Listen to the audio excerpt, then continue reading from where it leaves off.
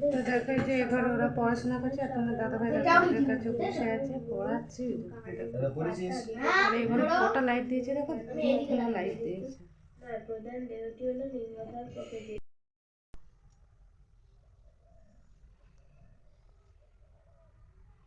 কি বল বাবা এটা? কি হয় এটা?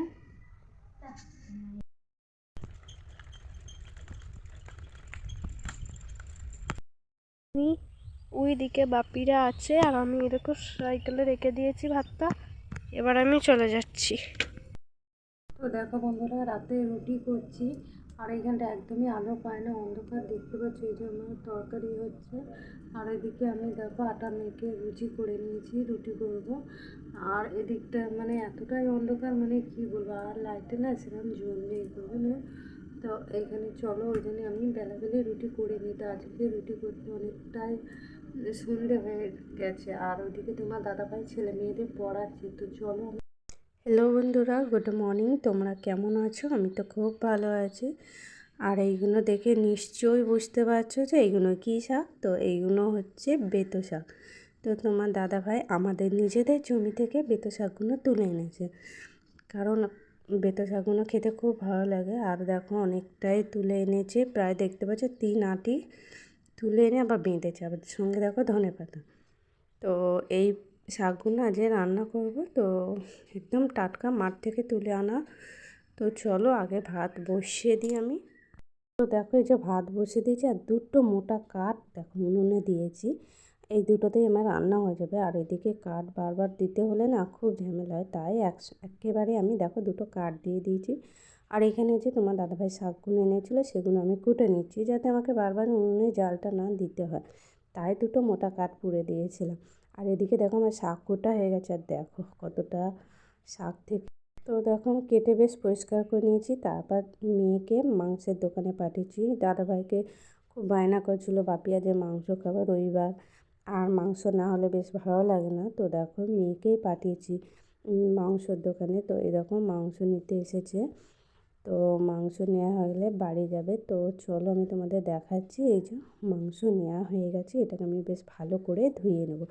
তো অল্প করেই মাংসটা আনা করিয়েছি, কারণ হচ্ছে মুরগির মাংসটা না সেরকম ভালো লাগে না এখন খেতে, জানো। তার মেয়ে বায়না করছিল বাপির কাছে, বাপি আজ মাংস খাবো, তার জন্যই দেখো তোমার দাদাভাই বললো অল্প করে নিয়ে আসবে।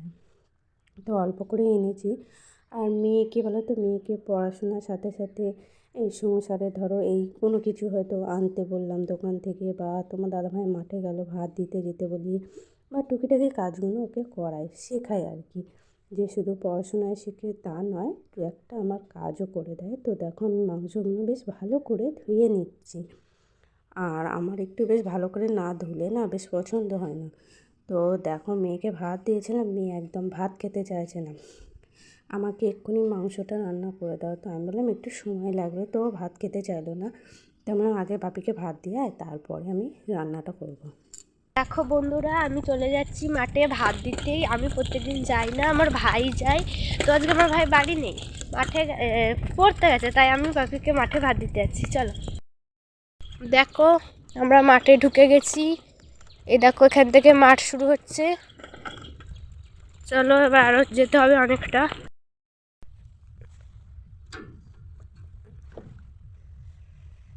দেখো রেখে দিলাম ভাতটা। আর এই দেখো মাঠ অনেক দূরে আছে, তাই ভেতরে যাচ্ছি না, বাইরে এখানেই রেখে দিলাম, বাপি এসে নিয়ে চলে যাবে। আমি ওই দিকে বাপিরা আছে আর আমি এরকম সাইকেলে রেখে দিয়েছি ভাতটা। এবার আমি চলে যাচ্ছি। দেখো আমার ভাত দেওয়া হয়ে গেছে, আমি এখন বাড়ি ফিরে যাচ্ছি। চলো বাড়ি গিয়ে আবার। তো মেয়ে যতক্ষণ ওর বাপিকে ভাত দিতে গেছে, দেখো আমার ডালটাও হয়ে গেছে, মাংসটা আমি কষিয়ে নেবো। তো দেখো মাংস কষাচ্ছি, মেয়ে সেই থেকে মা আমাকে একটু দাও খাবো কষা মাংস। আর ও খুব তরি তরকারি খুব পছন্দ করে, রান্না করি না কেন বল বাটি নিয়ে আসবে, মা আমাকে একটু দাও। তো যাই হোক আমি ওকে দিলাম। তো ছেলেটা এখনও খেলতে গেছে, বাড়ি আসেনি। তো দেখো মেয়েরা খাচ্ছে, দেখো এখানে রোদে বসে আছে, এখানটায় রোদটা খুব সুন্দর এসেছে, এবারে রোদটা না এত সুন্দর এসেছে কী বল। আর তোমাদের আর একটা জিনিস আমি দেখাচ্ছি, চলো। এইগুলো হচ্ছে শশার ব্যাগ। তো শশার ব্যাগগুলো দেখো এইভাবে আমি রেখে দিয়েছিলাম, কারণ হচ্ছে শশা যখন ওঠে তখনই আমাদের ব্যাগগুলো প্রয়োজন হয়। আর তোমার দাদাভাই কটা নতুন ব্যাগও করে এনেছে, চলো আমি দেখাচ্ছি। তো এখানে দেখো 1 2 3 4 5, তো 5টা ব্যাগ করে এনেছে। আগের ব্যাগগুলো খুব মজবুত হয়েছিল করেছে, এবারে আবার অন্য দোকানে দিয়েছিল, তো ব্যাগগুলো একদমই ভালো করতে পারিনি। তো করতে না পারলে কী করা যাবে বলো। তো আগেকার পুরনো ব্যাগগুলো আছে, এখনও মজবুত আছে কিন্তু একটু পুরনো হয়ে গেছে। তো এই দেখো দেখতে পাচ্ছ, আমি ব্যাগগুলো ব্যাগের মধ্যে পুরো এখন রেখে দেবো। যখন আমাদের শসা উঠবে তখন আমি এই ব্যাগগুলো বের করব। তো তোমার দাদাভাইগুলো আগের তুলনায় ব্যাগগুলো একদমই ভালো করতে পারিনি। তো যাই হোক, চলো ছেলে কী করছে তোমাদেরকে দেখাবো আমি।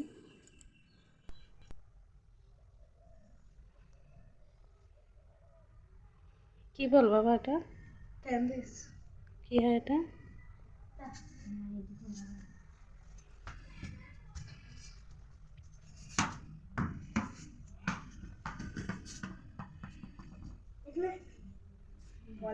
ওই যে বললাম না, কদিন আগে প্রচুর বায়না করছিল মা আমাকে একটা বল কিনে দাও, তো তাই ওকে বলটা কিনে দিয়েছি। এখন বল নিয়ে খেলা করছে দেখো।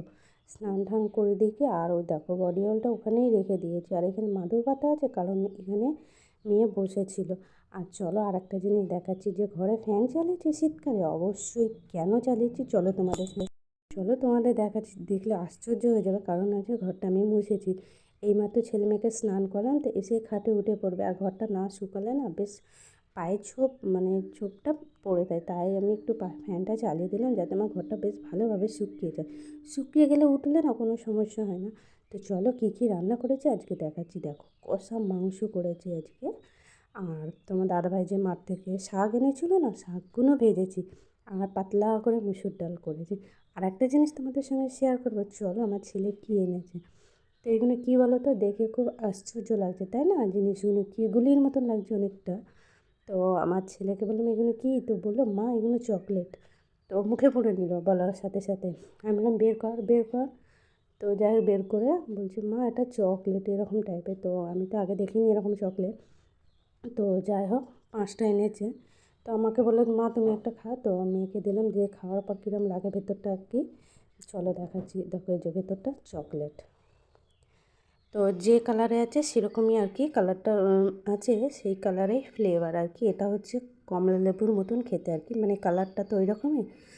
তো যাই হোক মেয়ে আর ছেলে তো খাওয়া দাওয়া পর দেখো, আর ওদেরকে খেতে দিয়ে দিয়েছে। তোমার দাদাভাই দেখো মাঠ থেকে চলে এসেছে একদম।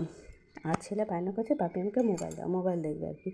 তো আমি তো মোবাইল দিই না ওকে দেখার জন্য, তাই ওর বাপি এলেই বাপি একটু মোবাইল দাও। তো তোমার দাদাভাইকে গেটটাও বন্ধ করতে দিচ্ছে না, বাপি মোবাইল দাও আগে মোবাইল দাও, তো ব্যস্ত করে দিচ্ছে। তো যাই হোক তোমার দাদাভাই মোবাইল দিয়ে দিল। তো তোমার দাদাভাই এবার স্নান টান করবে, চলো ভাতটা বেড়ে দিই।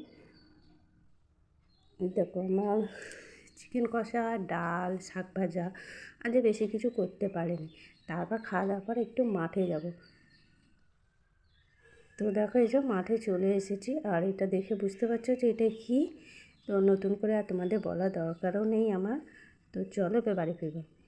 কিন্তু ভালো করে লক্ষ্য করলে দেখবে ওটা তারার মতো মোটেও মিটমিট করে না। তো দেখো যে এবার ওরা পড়াশোনা করছে, আর তোমার দাদাভাই ওদের কাছে বসে আছে পড়াচ্ছে। এটা পড়েছিস? আর এখানে কটা লাইট দিয়েছে দেখো, দুখানা লাইট দিয়েছে। প্রধান দেহটি হলো নিম্নকার প্রকৃতির, এরা সমাঙ্গ দেহী।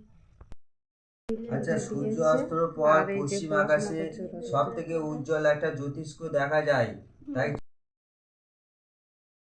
তো দেখো ওই ঘরে তোমার দাদাভাই ওদের পড়াচ্ছে, আর আমি দেখো এখানটায় আটা মেখে দেখো আটা নিয়ে নিয়েছি। আর এখানে দেখো ঢাকনাটা খোলা ছিল বলে দেখো কতটা আটা পড়ে গেছে নিচে, দেখো এই যে দেখতে পাচ্ছ।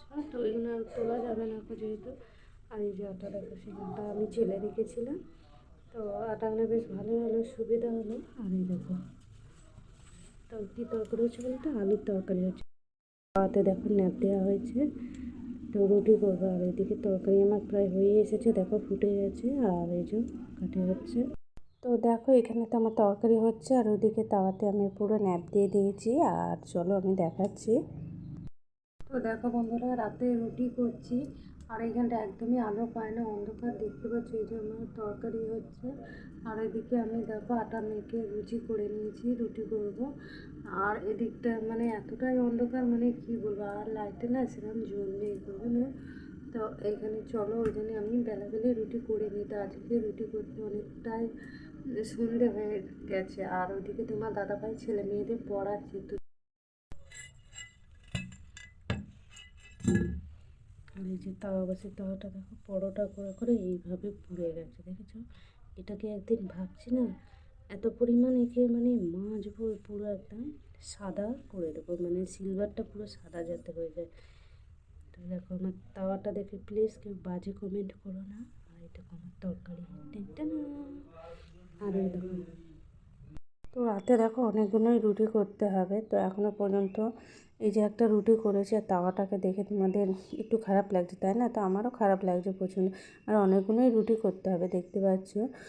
আর এইখানটায় তো তেমন কিছু আলোর ব্যবস্থা নেই, আছে অনেকটা দূরে, আর এই দিকটা অন্ধকারই হয়ে থাকে।